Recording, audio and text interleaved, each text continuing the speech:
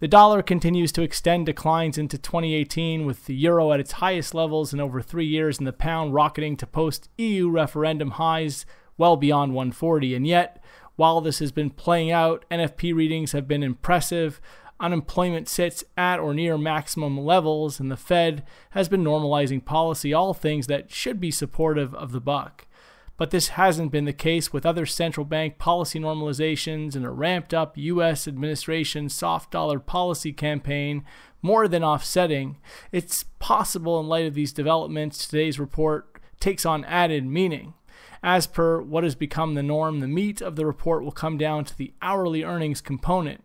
Any hint of above forecast hourly earnings could be that catalyst that forces the market to reconsider aggressive bearish calls on the dollar, especially in the aftermath of this week's Fed decision, which conveyed a greater sense of confidence inflation would start to move up. Up to this point, the lack of movement on the hourly earnings front has left the Fed in a position to stay on the dovish side of normalization. Assuming no major negative shocks from the NFP print, the market will once again be looking to make its decision based on hourly earnings. Anything showing a pickup above forecast will be viewed as US dollar supportive, as it forces the Fed into needing to be more restrictive on rates, while anything on the softer side will likely fuel deeper setbacks in the buck. As far as the data breakdown goes, for NFPs, the expectation is 180K versus a previous print of 148K.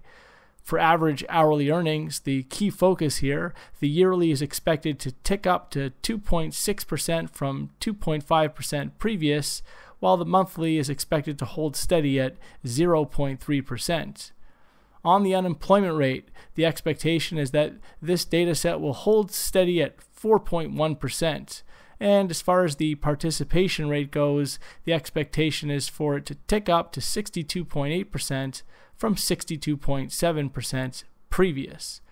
Looking at the major markets, for the euro, 126.50 to 127 is a critical resistance point. It's where the euro would intersect with massive falling trendline resistance off that record high from 2008. As far as support goes, 123.35 is going to be the level to watch below. That's the weekly low. For cable, 143.46 is the critical level to watch above. That's the current 2018 high into Friday. And below, we're looking at 139.80. That's the current weekly low. And as far as dollar yen goes, 110.20 is the level above. That's a previous support turned resistance from July the 17th. And 108.29 is the current 2018 low. That's support below. That's all for now.